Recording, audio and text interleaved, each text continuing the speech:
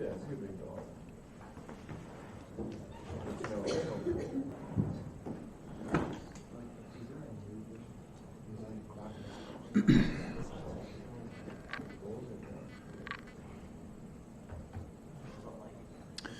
Okay, we only have one lecture this week because of the Thanksgiving break.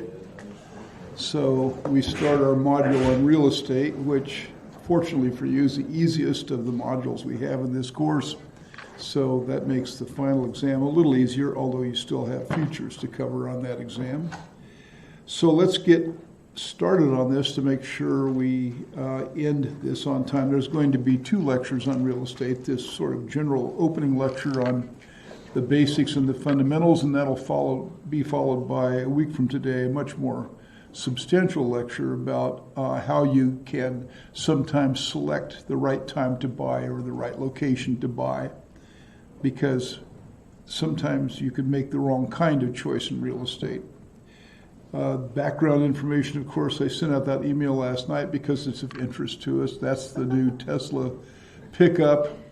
8 of you did respond back with a long, in some cases, comment about it. And only one of you really supported it. One of you really strongly thinks this is a great idea. The other 7 were skeptical, from slightly skeptical to really skeptical, whether this can capture a significant enough market to make a dent in anything that Tesla does. It surely caught everyone by surprise, and maybe that was the intent. The stock initially didn't react very well to it. That's the Friday reaction that we showed there with the white arrow. And Ford, which is releasing their design for the F-150, probably in about 2 weeks, reacted well to it. I think that both Ford and Chrysler were a bit worried about the Tesla pickup because, especially for Ford, that's their major market. That's the largest selling vehicle in the world, and it's their profit center for an automobile company that no longer makes any sedans and now only manufactures a pickup or a range of pickups plus an SUV. So I think they were relieved that Tesla doesn't seem to be taking the mainstream market very seriously. But the person who disagreed with me and thinks that this is a good idea may very well be right. You can never tell really on new and emerging technologies. So we'll see. Is that motorcycle real too? Is that what? Is the motorcycle the second picture real? Yeah, they're also making that. That's an ATV, not a motorcycle. It's a 4-wheel ATV. Well, apparently they are. They didn't say, but it's an electric ATV, and nobody could identify it, so it must be something else that they're making. That they actually had that on display also.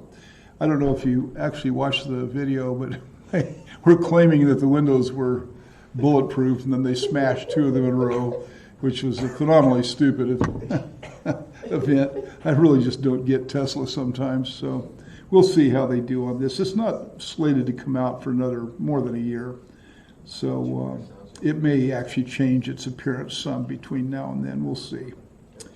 But fun to watch and fun to contemplate. Now, I am not going to send out an email to this effect. If you don't listen to the lectures, you won't know, but the competition for the portfolio is still in effect. And I do fully intend to give out a Ducky or a Poker 3 keyboard, the choice of the winner, to whoever has the highest rate of return on the portfolio that I deem to be legitimate. I still have all of your original submissions, so for you to be competitive with this, you have to submit to me your portfolio ended next Sunday, and you have to have the greatest gain, as measured simply by the amount of cash in the account. The reason I say that, last year, it came down to about a $200 difference, and so I had to decide, because one person didn't invest the entire $300,000 or $100,000, the other one did. So I had to sort of make a judgment call as to which one of those 2 won. So whoever has the most cash in the account, and it has to be legitimate. So if you think that you're in the money to win the portfolio competition, if you don't care, then don't bother. It's not a requirement, obviously. Then be prepared to freeze your output and print it next weekend sometime after the market close on Friday, between that and the market open early Monday morning. So just print out your output and be prepared to bring it to class. Bring it to class on December the 2nd and make it clear what the gain is. And what I usually do is ask, well, how many people had above 25,000 or 20,000 to narrow it down, because I don't want submissions that don't have a chance. So we'll get a ballpark on what the winner's going to likely be, and then I'll collect any candidates for that. And if you don't attend class in person, then submit it by 5 o'clock to Parsons 1261 the same day. In that case, you won't necessarily know what the cutoff is.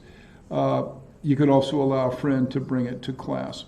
And there's no late on this. If you don't print it out, have it ready for me by then, that's it. You're not in the competition, because I don't want to mess with this stuff. So then whoever wins will win a mechanical keyboard. I'm doing it a little earlier this year so I can order it from mechanicalkeyboards.com, and we can get it before you leave for the break. Usually in the past, I've had to give it to whoever the winner was in January. All right? So if you think you're in the running and you are interested, then make sure you print that out. And again, I'm not sending out an email to that effect. Okay, as we roll into real estate, this is the simplest set of lectures that I'm going to give this entire semester. And yet for you, given the objectives of the course, it's probably the most important, because your real estate investments will likely be your highest return investments if you make the right kind of real estate. And that can do the most toward enhancing your lifetime wealth and enabling yourself to pass some of that on to future generations if that becomes your goal at some point. Not your goal now necessarily, but that may change after you get married and after you have children, if that happens to you. This takes us back to how we started this class by pointing out that there is a great deal of anger on a global scale and on a national scale that is justified to some extent about the tremendous concentration of wealth and the delta in income, at least, accruing to either the top 10% of households as measured by wealth or income, depending on the study, or even the top 1%. And this is not a national phenomenon, this is a global phenomenon. And so I tend to agree with the sentiment that that's not very healthy for so much of it to be concentrated as it is now. And more of the wealth delta does accrue to those two income cohorts in the modern era than at times in the past. So if it's a problem that's getting worse. On the other hand, again, it's not my fault. And I have often supported policies that might have mitigated this. And the American electorate does not support presidential candidates or parties that really seem to be resolved to do very much about this. Also, again, true on a world scale. So given that, we look at it from a micro point of view. To some extent, I literally see it as my goal to help you get into that 10%, and that's true of all of you have the potential to do that, and 80 to 90% of you actually will, or even into that 1%, and then once you're there, just stay there. And so some of what I teach in this class enables that or contributes to that. And that's more true of real estate than it is of anything else, which is why I have this article right here. It points out very clearly that when you take a look at household wealth relative to national average, that it really helps if you own a home. If you're going to talk about this distribution of assets, a 2016 study by sociologists, these two names here, now of Rice University, supported this after controlling for other factors. They wrote each year of home ownership between 1986 and 2008 is associated with about $4,400 more in midlife wealth. And so basically, they asked themselves the question, what is household wealth relative to the national average? And our category is the second category. The first on the top is Austria. And we show here that if let's see, looks like I have the color coding. Oh yeah, homeowners, renters, and landlords and business owners. So if you're a homeowner, then you are about, if you're just a homeowner, you're still only 80%, or you're at the 80% of the average, more or less. But if you're a renter, you're at like 35% of the average. But if you are a person who owns rental real estate, such as a landlord, or you own a business, then you are at 4.5 to 5 times the national average in Australia, and 4 times the national, Austria, not Australia, in the United States. So there's 2 levels at which the leverage associated with real estate ownership helps you. One is simply to live in the house that you own rather than to rent. And you already know this, I suppose, because if you've been searching for jobs, you've discovered what rents are that you have to pay in high employment areas, many cases in the thousands of dollars per month. But if you also own a secondary piece of property, or you're a landlord, or obviously if you're an entrepreneur, then of course you're really strongly embedded in this high income, high wealth category. And again, there should be no mystery as to why, because most of the gains in wealth accrue to investment gains or business gains in this economy and in all economies. And so if you can have at least one of those 2, if not both of those, then you're going to experience most of the gains in wealth. Now, another article appeared, which I thought I had represented here. I wonder if this, let's see, let me check this. I think that this picked up the 1 slide set below where I had wanted to look at today, because I put a Wall Street Journal in here. Maybe I put it in elsewhere. I want to cite one more article that appeared recently. Yeah, it's not here, so is this the rest of this correct? No, I can tell right through here. Is that correct?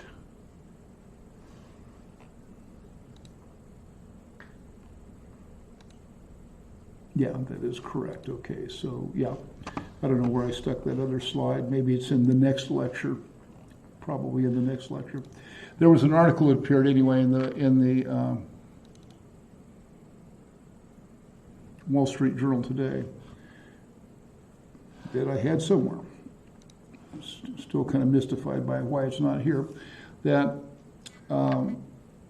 addressed this issue also about the 90% versus the 1% plus the wealth gains.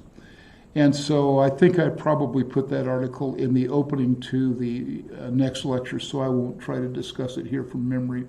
We'll just wait until we come to that lecture. So we come back to this at least one more time before we're done. Now, the approach that I take here is to ask you to consider the home in which you live as a real estate investment, or to consider when you're choosing between renting or buying real estate, that you consider the aspect of your real estate as an investment, not simply as a place to live. Because it is your real estate as an investment in which you live that is going to probably accrue more wealth to your account than possibly any other single thing that you do. And so basically, this is justifying simply buying your own home in which to live. I don't go into an extension of this, which I could, I suppose, about real estate as an investment, for the same reason I don't go into home ownership, or rather business ownership or entrepreneurship as an option, because those are options. You know that if you're able to get a leverage rate of return on the home in which you're living, you can certainly get a leverage rate of return also on any home in which you are renting because you're a landlord. And the issue of entrepreneurship is simply separate and covered in a separate course. So the very nominal justification for regarding the home in which you live as a significant financial investment is that it's a very high yield investment. It'll probably be the highest yield investment of any kind that you make in your lifetime because of the leverage that you get, and only because of that. It is the ultimate hedge against inflation, and I haven't given you very many hedges against inflation. I've told you multiple times, including I think twice in the last lecture, that your generation can expect at least 1 or 2 episodes of double-digit inflation in your lifetime.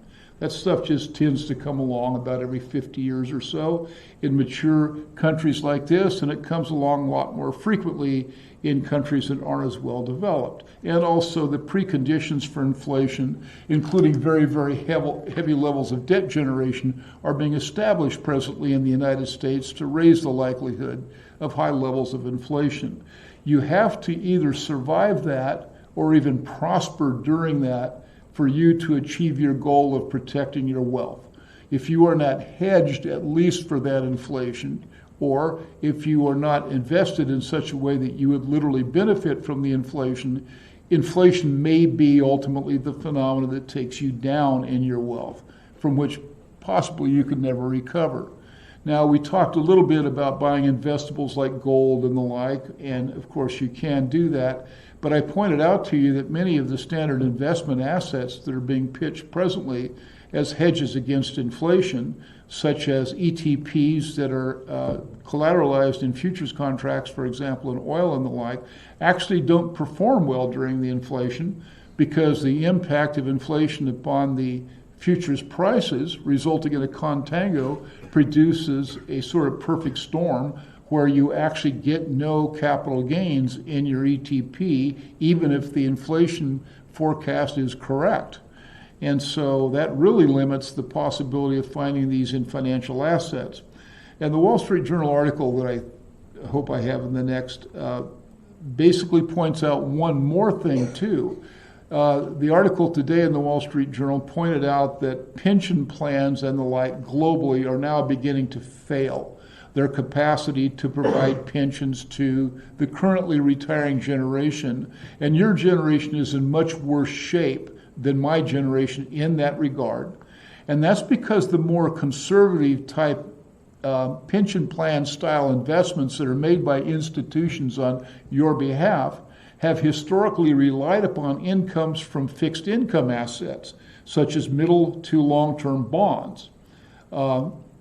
Investing in, say, 10-year or 7-year or even 30-year United States Treasury securities, plus a portfolio of investment-grade assets in the 60s and 70s and 80s, would yield to a standard extremely conservative portfolio that doesn't even look at stocks a rate of return annually of 4.5% or 5% or 5.5% per year, because yields on even investment-grade assets were close to that high, and yields on assets that are just a little below investment grade, in many cases, were well above 5 or 6%.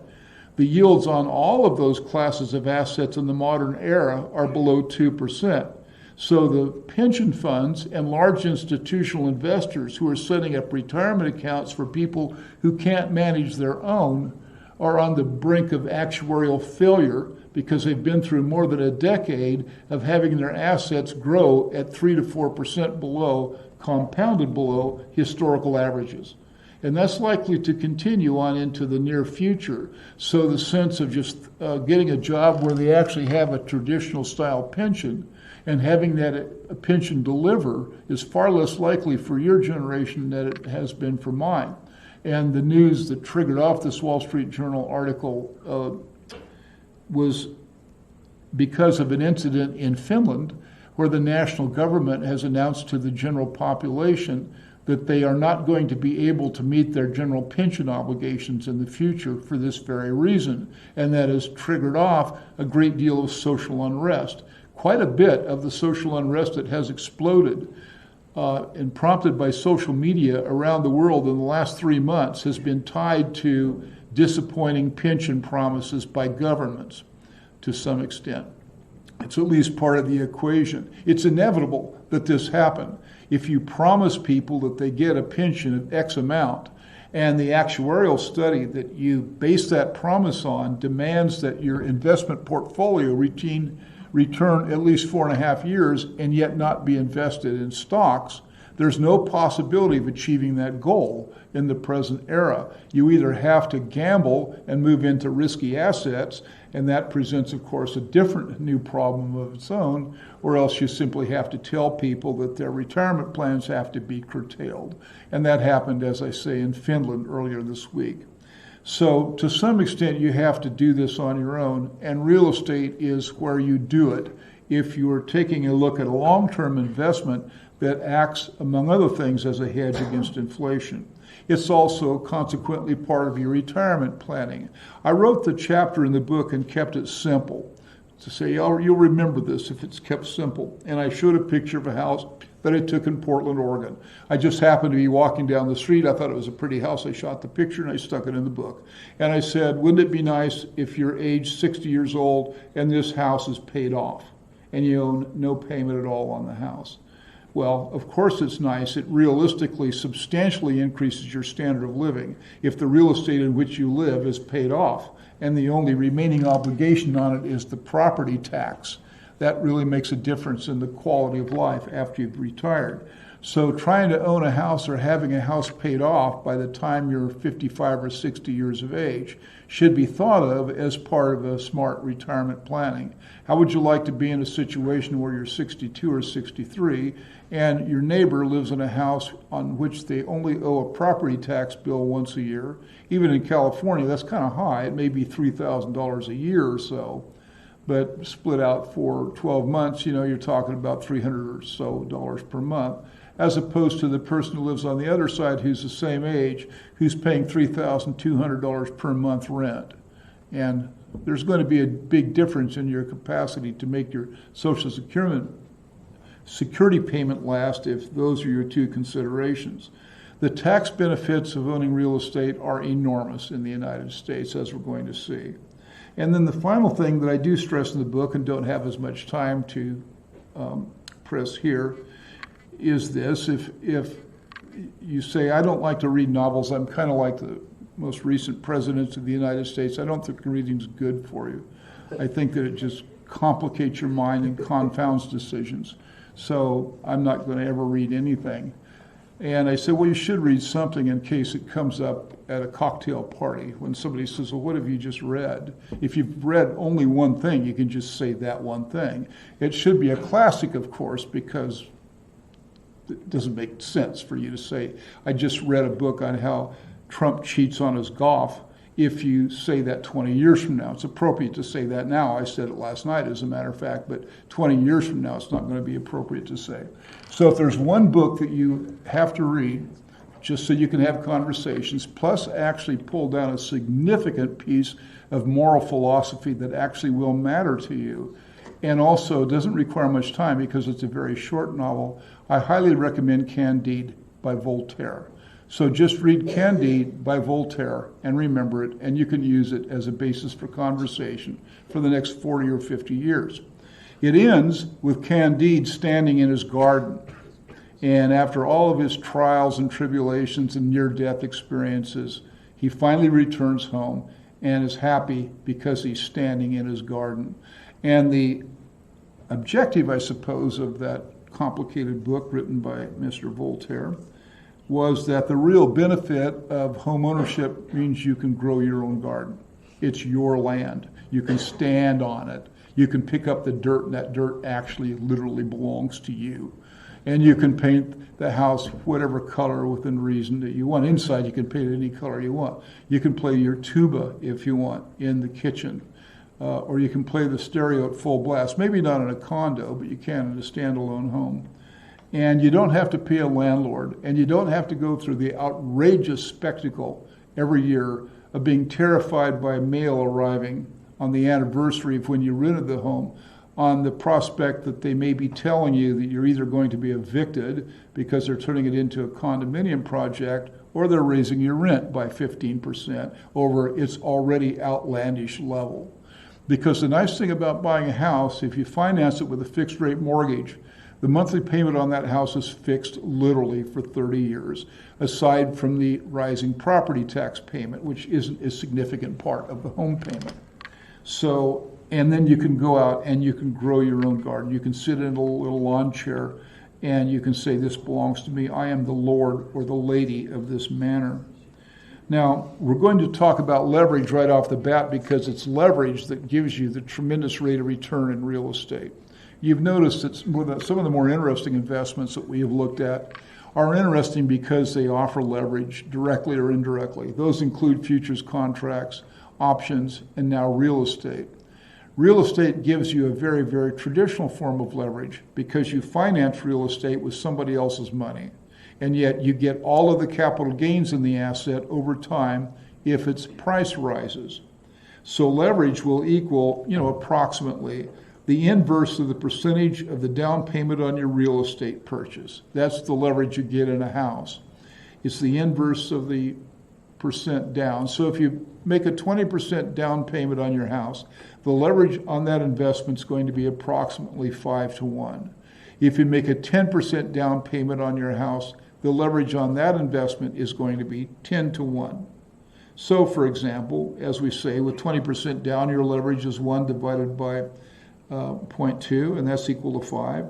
And that means that if the house rises in value 10% in any given year, then your rate of return on investment is 50%. And you say, well, 10%, that would be high. There have been many, many years in Southern California where the rate of increase in housing prices has been above 10%. The statistics were just released this morning for this last year. Too late, actually, for me to put this in here. It'll be in the next slide. But in San Bernardino County, where I live, because I live in Rancho Cucamonga, the average price increase in housing was 5.2%. And I have 10 times leverage in my house. And so that means that my rate of return on that investment for the year was 52%. That's why you make so much money on housing. Here's a more conservative example. Suppose you put $50,000 down on a $250,000 home. This would not be in California, or it would be in Barstow, or Needles, perhaps. And so that means you have a $200,000 loan. If the house rises 10% to $275,000, then your equity rises 50% to $75,000 in this house. That's why, of course, there's so much speculation in housing. That's why people who own houses for a long period of time are very happy that they did. It's also the case, in terms of the tax advantage, that the interest payment on your loan and the property taxes you pay are deductible from your taxable income, federal and state, which will lower your taxes considerably and implicitly reduce your net payment for your home by 20% or more. And so that's what really makes a house advantageous. Now, I'm in a situation where I could easily pay for my house, but I actually keep the debt against my house at a maximum level. That's because I can make a greater rate of return on the money that I basically get for the equity in the house than I can on having the money tied up in the house, especially with the leverage that I get. And so the loan outstanding balance on my house currently, well, it's not maximum anymore. It was when I refinanced the house about 10 years ago, is $385,000 or so. The house currently is worth about $900,000. But I need to have a tax break, so I keep the amount owed on the house up there quite a bit. Well, the payment I have to make on that mortgage is $2,200 per month. If I were to rent my house, it would rent for somewhere between $4,000 and $4,500 a month. And I would have no trouble getting that rent. The person who lives next door is renting that house, and that house was on the market as a rental for one day when they decided to put it up for rent. So I live in the house and own the house, and even though I have a maxed out loan on the house, the cost of living there is half of what it costs to rent the same home. And that in places like California is a standard story. Now, one of the reasons why there has been relentless appreciation in housing prices, there have been some downturns, and we'll talk a lot about that, but over the long period, relentless rise in housing is mostly because of demographics, at least locally. Now, this is going to change, and this is going to change the real estate market considerably because of this. I need to stop just a second here.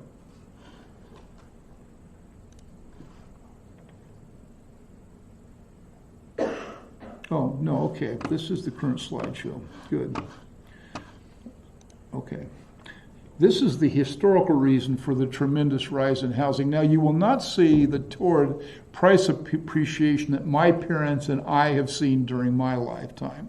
I mean, the smartest thing I ever could have done when I was discharged from the Air Force in 1970 was to borrow every possible penny I could get my hands on and simply buy real estate in Southern California or Central California along the coastline.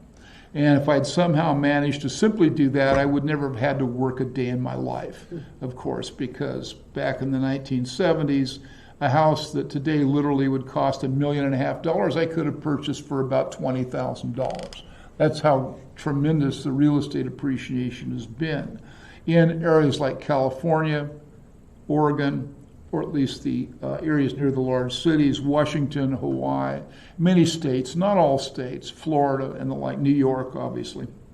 And so basically we have a very constrained supply where the supply of housing is constrained by land, water availability, and substantially also by regulation, and that's a substantial constraint. Whereas demand in the modern era is driven by demographics, especially the baby boom demographics. And so all of this put just relentless upward general pressure on housing between literally about 1970 and right up to the current time. Before 1970, real estate was not known for torrid price appreciation. There was some price appreciation in real estate, and it was consistent, and it was profitable, but it was more along the lines of 1.5% to 2.5% per year.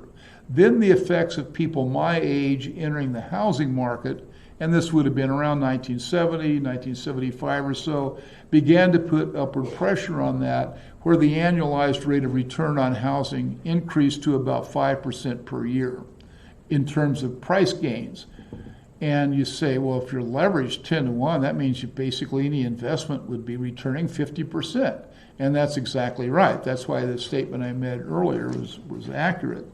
So this is the reason why prices have risen so substantially up until the present time. Now this is changing, and so there will not be quite this demand floor for housing in your generation. And you have to be very careful about regional purchasing in your generation that I didn't have to worry so much about. But nonetheless, there will be substantial real estate appreciation in key areas. And fortunately for you, they're likely to be in areas where you're working because you aren't cowboys or who else works in rural areas? Farmers. Well, farmer, cowboy, same thing. Miners. So, yeah. Miners. Right, in the Appalachians. Yeah, that area's never been good. So when we look at the median and average prices for homes between 1963 and the present, you can see that there have been downturns, and those downturns end up being notable. But for the largest part, you just have this relentless, torrid increase. The red represents the median, and that's probably the more important because these markets, the data are distorted by the really, really expensive homes that are out there, and the average, which is a little bit lower. So, and this is all regions lumped together. So basically in 1973 or even 1978, we were talking about $50,000 as the median price, and now we're talking about $350,000 as the median price. But you know also, if you're talking about the hot regions of the United States, such as anywhere in coastal California, most anywhere in California actually, also along Oregon and Washington and the like, that the increases in those areas have been considerably more robust than this. And we'll look at the regional data in the next lecture. Right now, we're just saying you can expect this. Those downturns you see there, and there's more than one, there's two, are significant because with leverage, you can be wiped out if you get into a market at the wrong time. And you know perfectly well that many people were wiped out in 2008 and 2009, well, even 2007, through about 2011 because of the timing of their real estate purchases in the Great Mortgage Meltdown. We'll come back and talk about that also in the next lecture. But in the future, location is going to matter. Here's the article. I knew I stuck it in here somewhere. This is the article that appeared, I saw it today in Wall Street Journal, but it appeared a couple of days ago. And so as you can see here, the title of the article was, "Okay, Boomer, who's going to buy your 21 million homes?" And they point out that the very same baby boom that really stimulated off this tremendous price increase between 1970 and the present is now dying off, literally, or beginning to die off. And their homes are going to be deposited on the market in unprecedented numbers. So many homes, in fact, that by the middle 2030s, that the number of homes that come on the market simply by virtue of baby boomer deaths will actually exceed any year's construction level historically that we've seen so far. And so that means, at least on a regional level, there's going to be some saturated markets, and you have to be careful about that. Now, you cannot, however, take this as a general phenomenon that means anything. If there's any market that is regional or local, it's this market. It means you have to be careful about where you buy. Does it mean that this is going to be a problem in Huntington Beach or at Irvine? The answer is absolutely not. Does it even mean there's going to be a problem in San Bernardino County, where I live, in Rancho Cucamonga? The answer is absolutely not. That's a fairly high growth job area, and the houses out there are reasonably priced. Does it mean that there's going to be a problem in Sun City, California, throughout the Palm Springs and Palm Desert area, and throughout southern Florida? It's going to be an enormous problem there.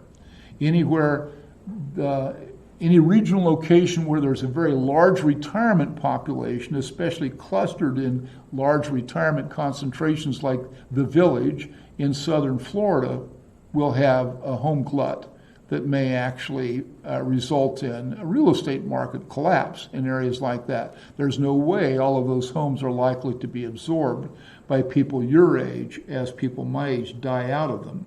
So you have to be a little more selective about where you buy in the future than you did when I first came onto the real estate market. So you can take a look at the slides a little bit more closely when you see what effect this demographic is going to have. Now I have here this comment, describe the Tokyo article. If you take a look at Japan in terms of its makeup by age, then Japan precedes the United States by about 20 years to 25 years. Their age demographic on the way the economy is broken down is now what ours will be in 25 years. This first came to my attention when I looked at the status of the Japanese Social Security system compared to our own.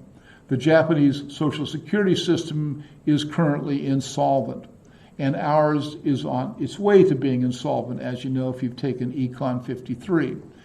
The reason they became insolvent before ours is because, first of all, the design of the Japanese Social Security system was part of the Marshall Plan, and therefore it's modeled after the U.S. Social Security system, almost identical, except, of course, for the levels of taxation. And the fact that there's no gender separation in Japan like there is. I mean, there is gender separation in Japan like there is not in the United States. So Social Security payouts in the United States are not affected by gender. They are actually in Japan. So because that was the way it was designed. But that has an insignificant effect upon this issue. It turns out, of course, that the percentage of people who were drawing out of Social Security in Japan relative to those who pay into it, as I say, preceded ours by about 20 to 25 years because of Japanese demographics. So Japan went to a zero growth economy in terms of demographics about 15, 16, 17, 20 years ago, and therefore has a population decline and a fertility rate of about 1.7. That's where we are now, and that's where they were, in the early 1980s. So the Japanese real estate market also anticipates the U.S. real estate market, and it turned out, starting about 12 or so years ago, that prices in cities like Tokyo began to sharply escalate, while prices in rural areas in Japan stalled, fell, and then some areas were actually been outright abandoned, where real estate is worthless.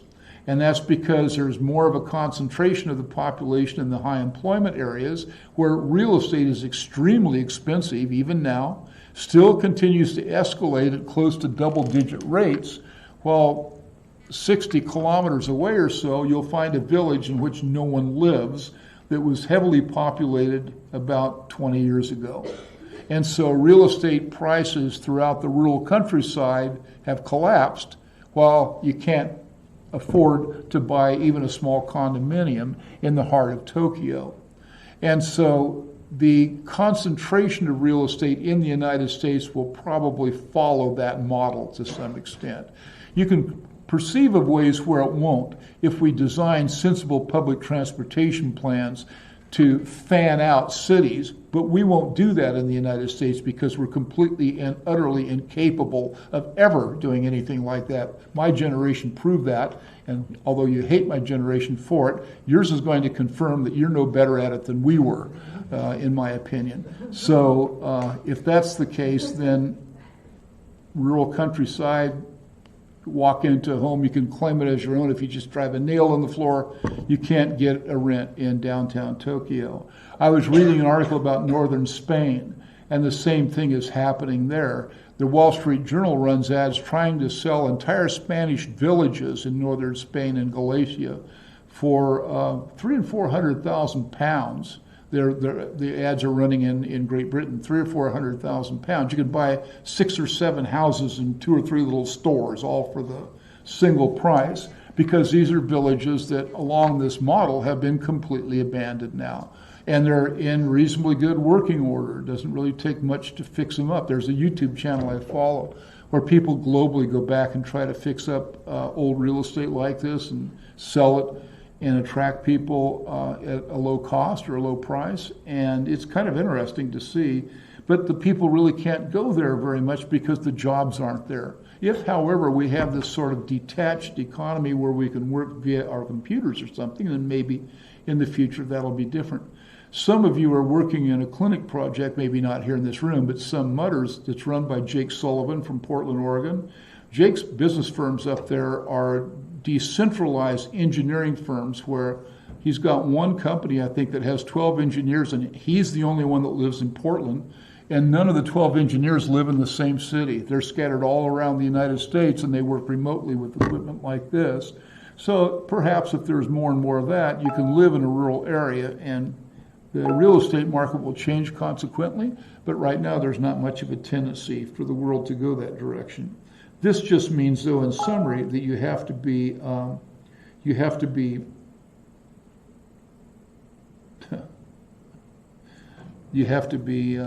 trying to set up a golf game for Friday, although it's supposed to rain. We'll have to play in the rain, I guess. Go get our rain gear out.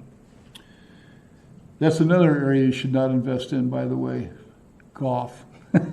Don't make any golf investments. It'd be really stupid to do something like that. For the same reason, all the golfers are dying.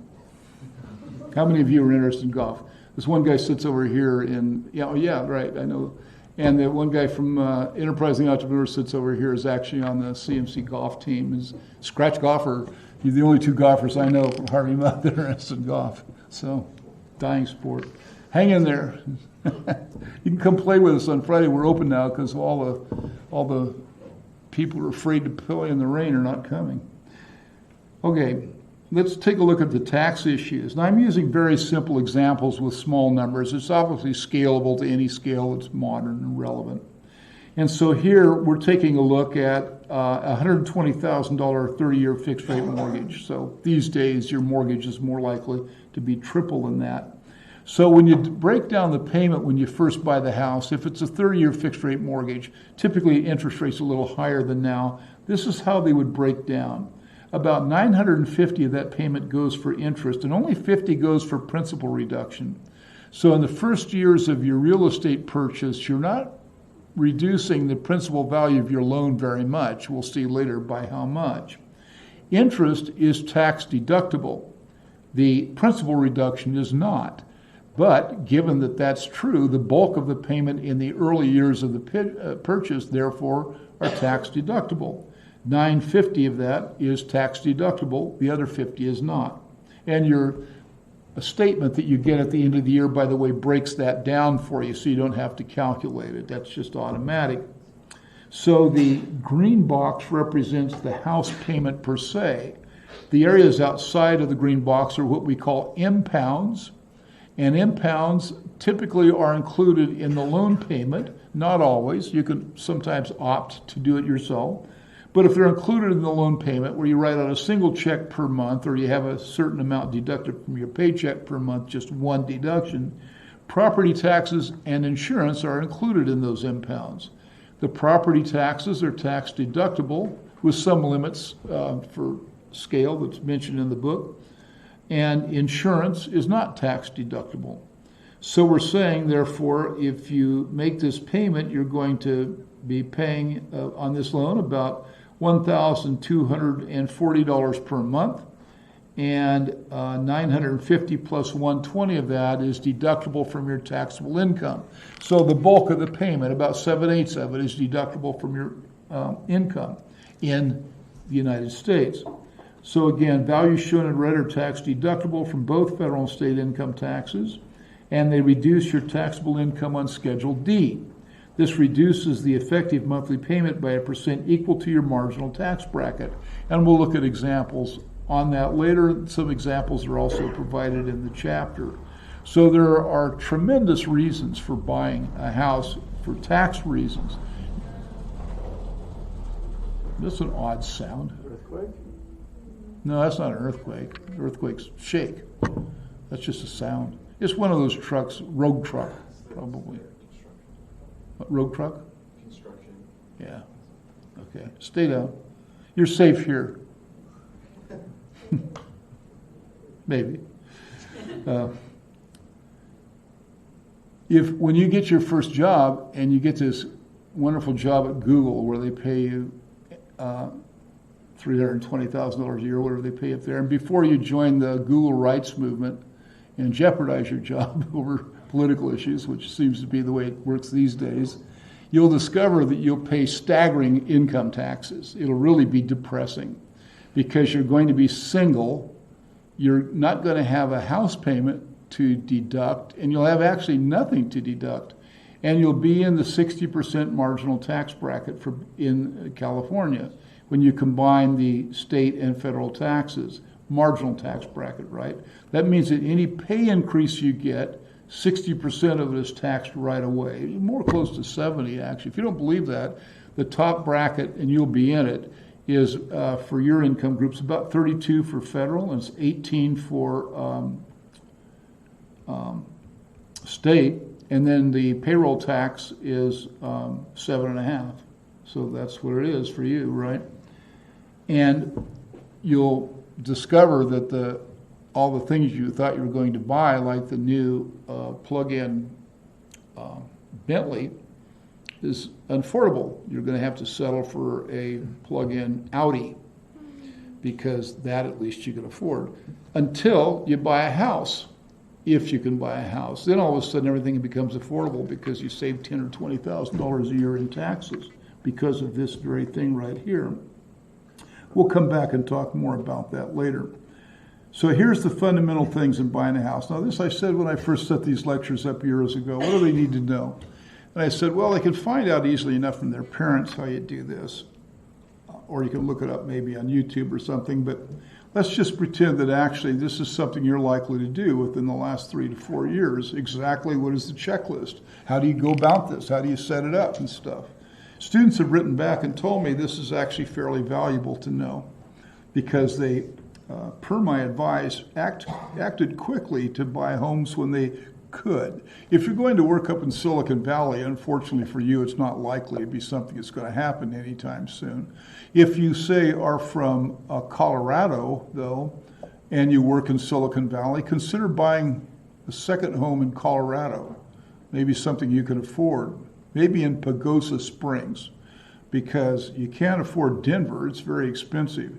You really can't even afford Durango because it's not as expensive as Denver, but still it's too much to pay for on a secondary income.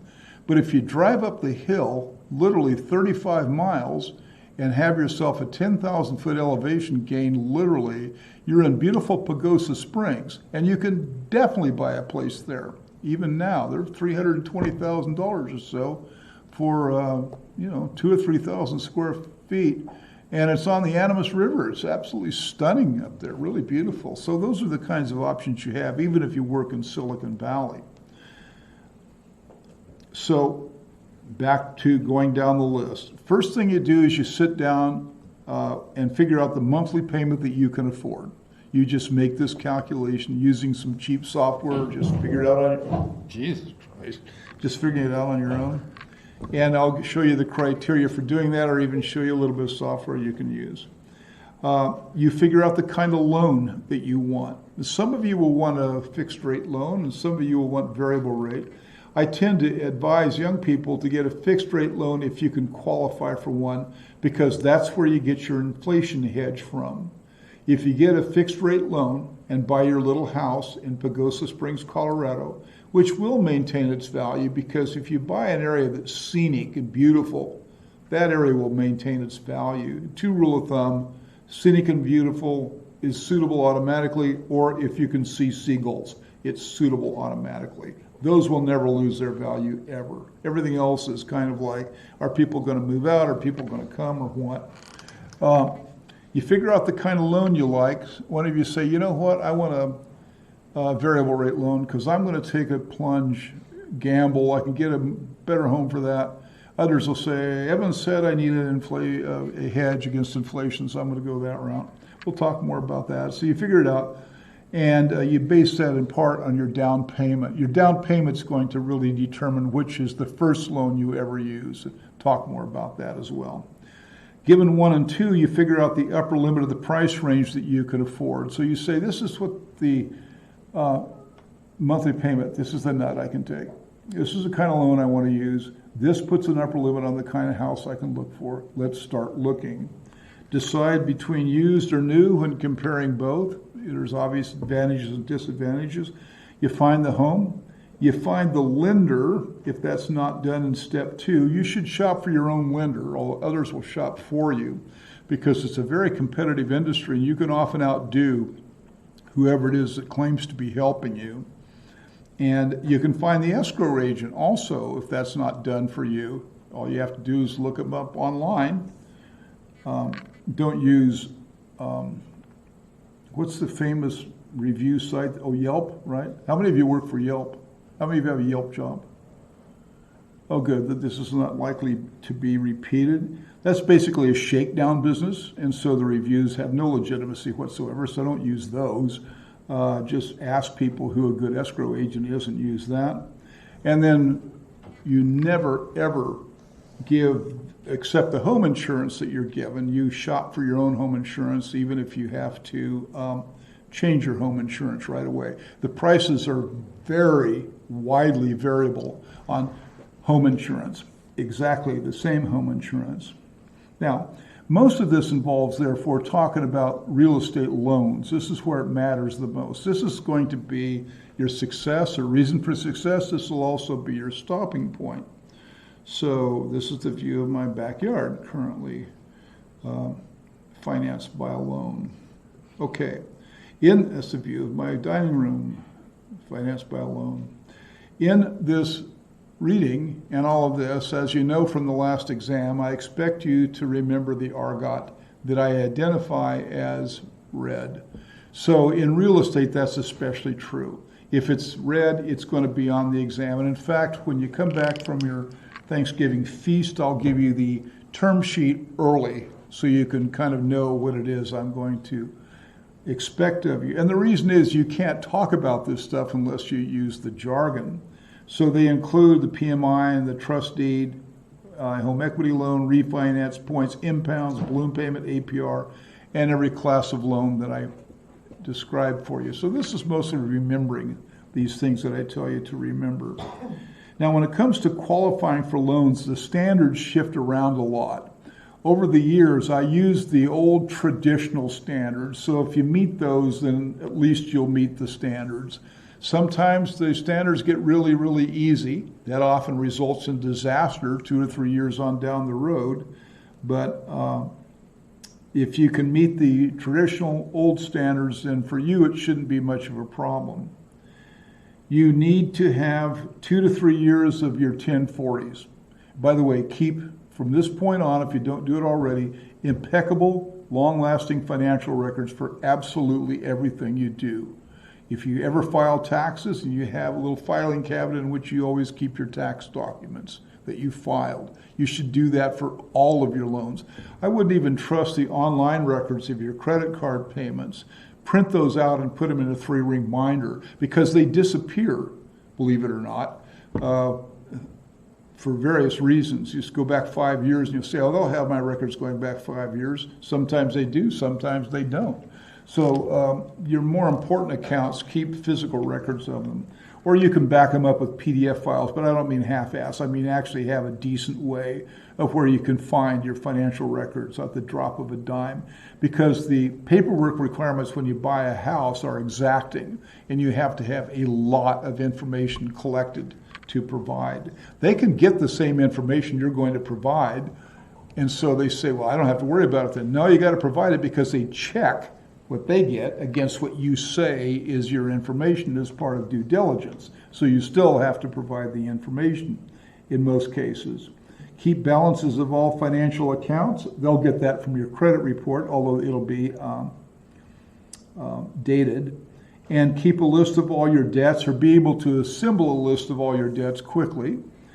And then formal documentation of employment. Again, these days that can vary, but you need to keep 2 to 3 years of records, and for certain keep your W-2s going back for a long, long time. Again, the more organized, the easier this is, and the better off you're going to do on this account. Now, you've got to qualify. The down payment is usually at least 10%, and the better loans require a 20% or even 25% down payment. But sometimes you can find a loan with a 1 to 2% down payment. Those aren't common right now. They kind of vary over time, but these tend to be sponsored by states or even counties to promote home building in the area that is using it. And so these are first-time homebuyer loans often, and they will require only 1 or 2% down. You'll see them advertised, obviously, with the real estate ads. This is how I bought my first house many, many decades ago, with a 1% down payment on a first-time qualifier loan. Those come and go. You know, sometimes if you have employment, your employer will help with this regard too, for example. 3.5% or even 0% actually VA and FHA loans. Veteran administration loans tend to be about 3% down. But currently, right now, you can get an FHA loan sponsored that I'll talk about in a minute for 0% down in Southern California. 10% is your buy down and special qualifier loans, and these are almost always variable rate loans, but your conventional fixed rate loans are usually 20 to 25%. So you have to figure out where you're going to get your down payment from and what it's going to be. And that's going to restrict the loans you can actually get based upon what emerges. Now, the income required varies, obviously, over time, varies by lender. Again, this is kind of a standard traditional requirement that I'm listing here, and you can figure out what you can afford to qualify for with this. A loan payment should not take more than 30 to 35% of your net after-tax income. All right? So you say, well, my net after-tax income is $8,000 a month, so you can afford a house up to about 35% of that. If you stretch it, you can go to 40%. If you plan to suffer, you can go to 50%. And they still might make you that loan these days, but it's going to be tough for a few years if you're going to 50%. 30 to 35% of your net after-tax income, and you're in good shape, and no more than 40% of your net income after debt service. So you say, debt service, yeah, what's going to screw up many people your age, not so much you apparently, is student loans. Student loans is preventing many, many people in your generation from buying homes. Now, my understanding here at Harvey Mudd that student loans aren't a big part of the picture for most of you compared to the national average. For some of you, it probably is. But we've never had, in recent years at least, a student loan default coming out of this college, and that's quite remarkable.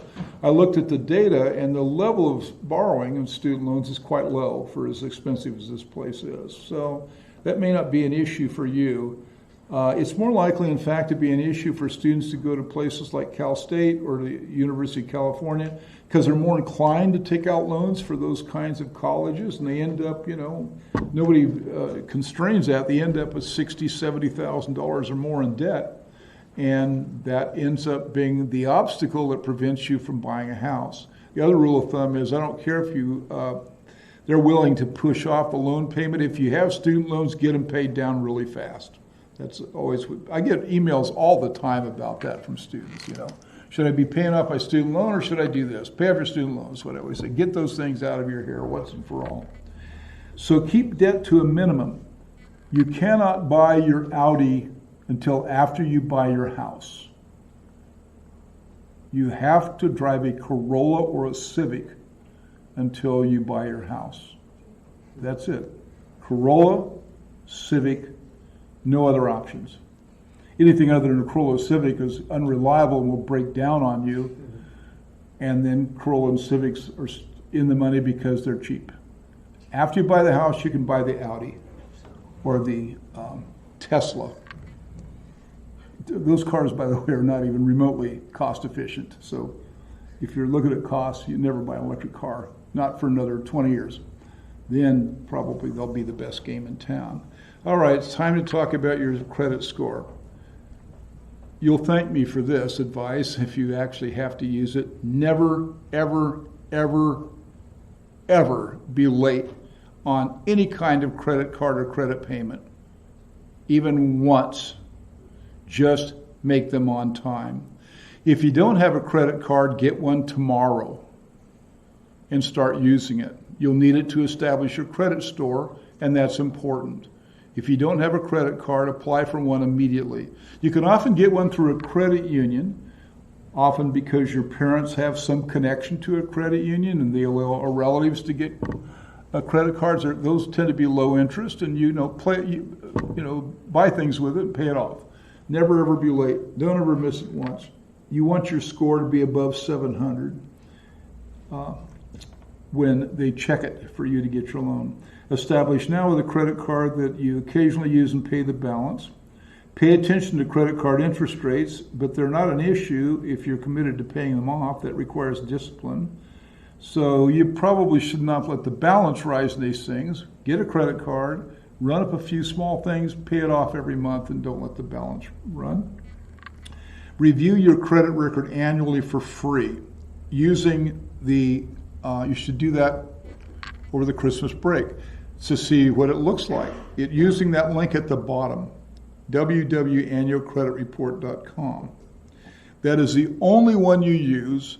All of the other options you will see out there that will follow you for the rest of your life because of your social media profile. Just as soon as you express an interest in anything involving credit, just as soon as you type the word credit into any Gmail message sent to anybody in the world, you will be plagued with advertisements for credit reporting. Never use any of them except the one on the bottom. The rest of them are all fraudulent for the largest part, or rip-offs or overpriced, and they tell you nothing more than you can get. You want to know your Experian, your TransUnion, and your Equifax credit score. Now, the report on the bottom won't tell you, but the report on the bottom will tell you everything except that. And you need to know what the world thinks about your credit status. You can find out what the Experian, TransUnion, or Equifax score is by going and acting like you want to buy a car. You don't have to buy the car, you just have to act like you want to buy it. So you say, I want to buy that Buick. And they say, well, let me check your credit score. Okay, yeah, I checked my credit score. Would you please tell me what it is? And then they say, your credit score is a 724. You say, okay, thank you. I decided I don't want to buy a Buick, and leave.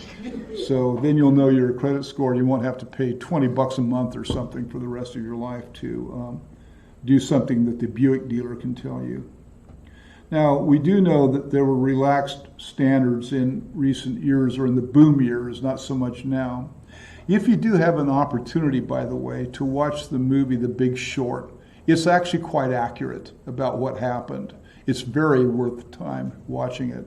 And the other one that's kind of a little bit less accurate, but still revealing about Wall Street is, I forgot the name of it.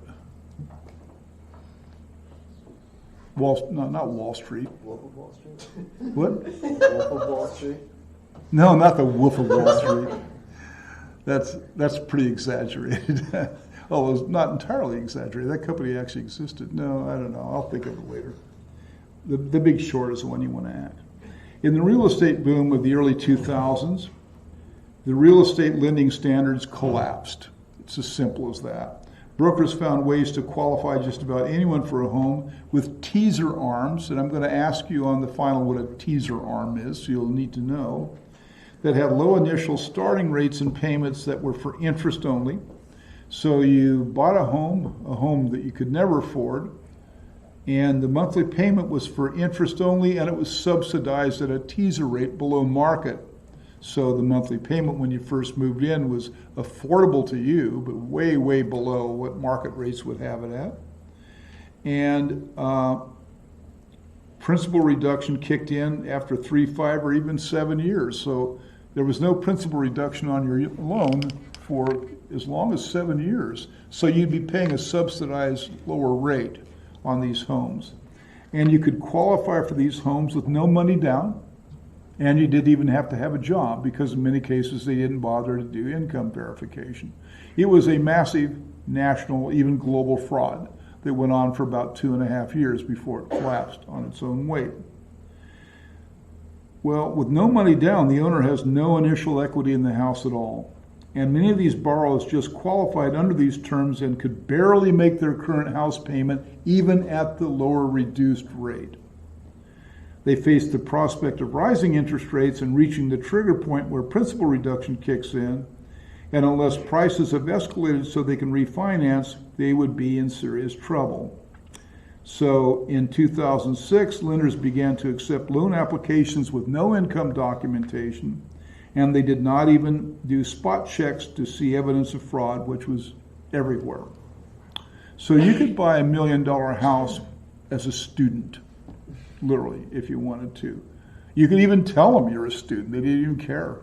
It was so fraudulent because they would reap in the costs associated with this.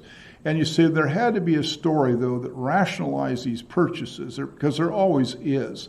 It couldn't be so fraudulent that it didn't have a story. There's always a story. So the story was, yeah, I realize you're a student, and I realize you can't pay for this $1 million house, but all you have to do is somehow cobble together the monthly payment that we have arranged for you, which is way below market. And in 2 years, you can flip this house because it'll worth twice what you paid for it. You can take out the equity you've made on that, and then you can buy a real house with real money down and a 30% loan. So it was the old flipper argument. And that, in the eyes of the corrupt real estate agents, justified doing this. This was capitalism at work.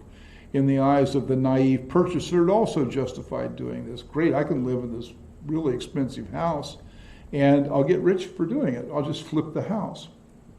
What they didn't tell you were these loans had huge prepayment penalties, which actually made that impossible even if the houses did rise in value. So we'll get to that story here in a minute. Now back to the current.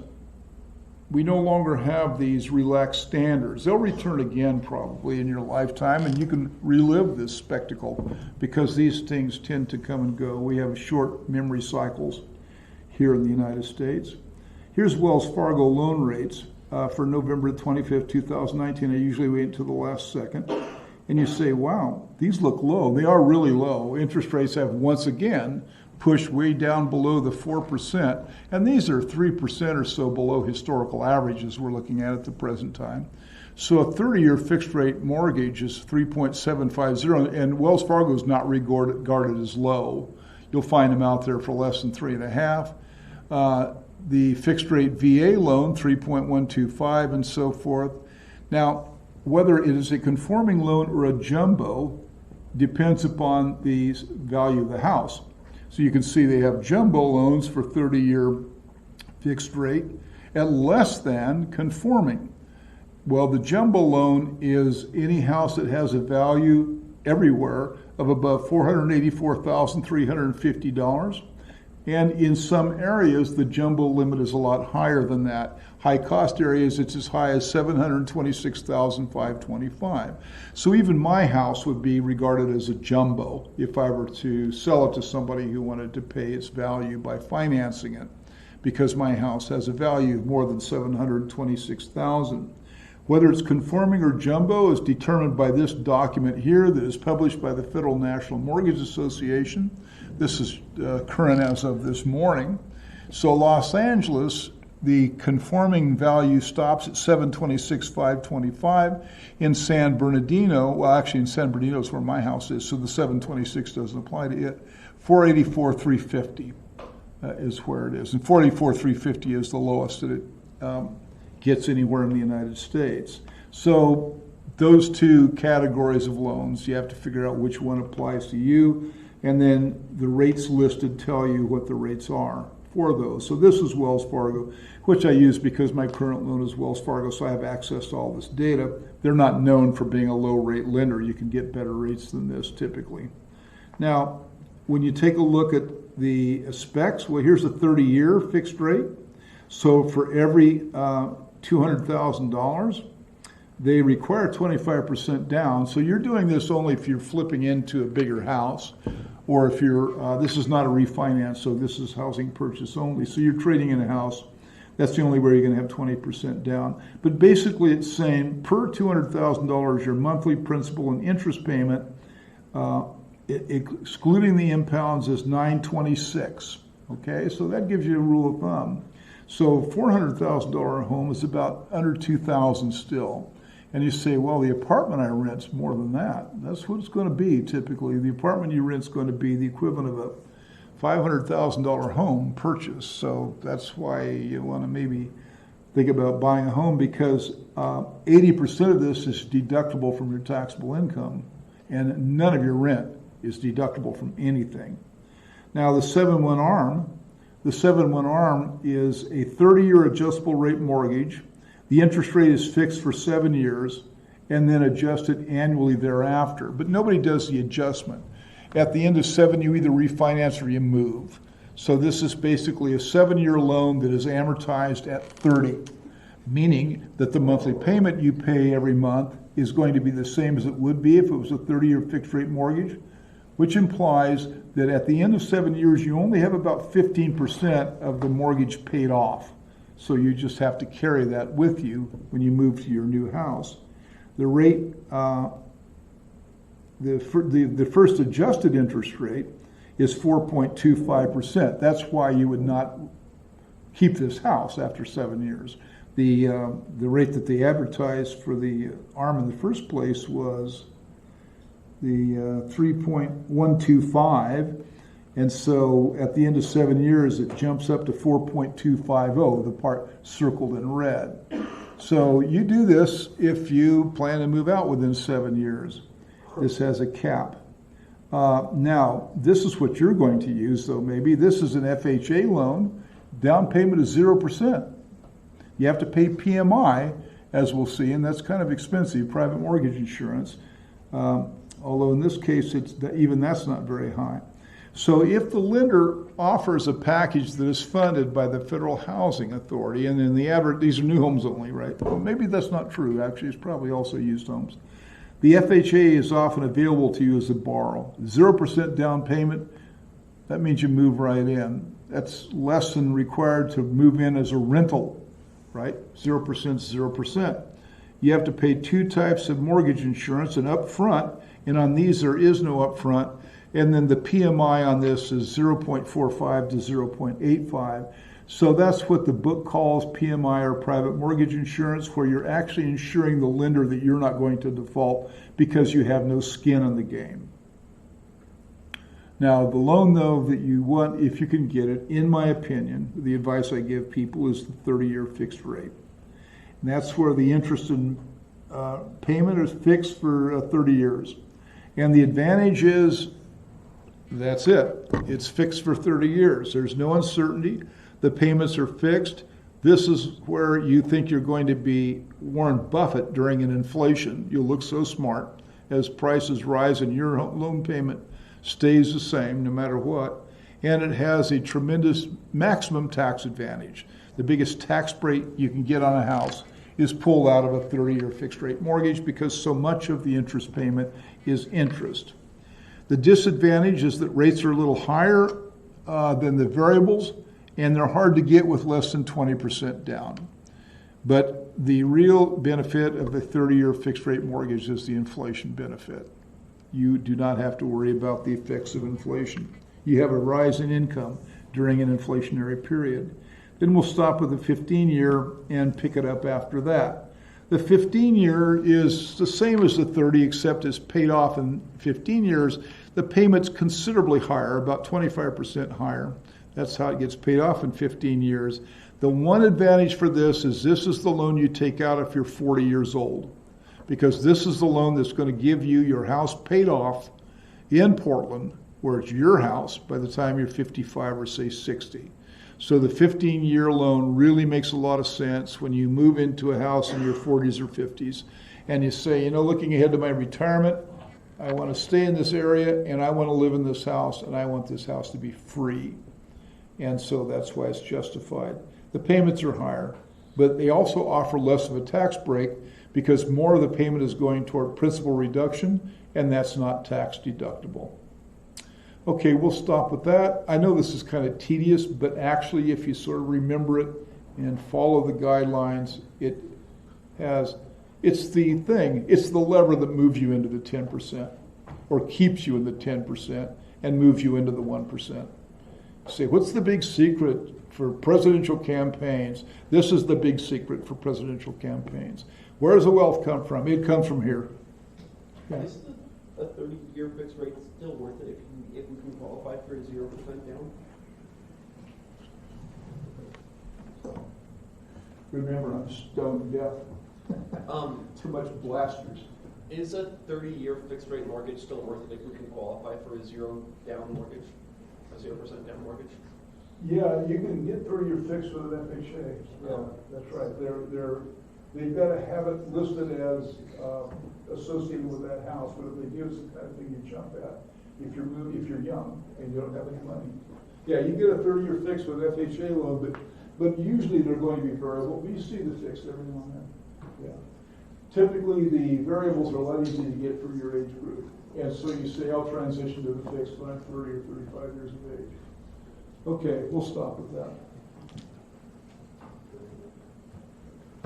Have a nice Thanksgiving. I won't see you because I'm not coming in.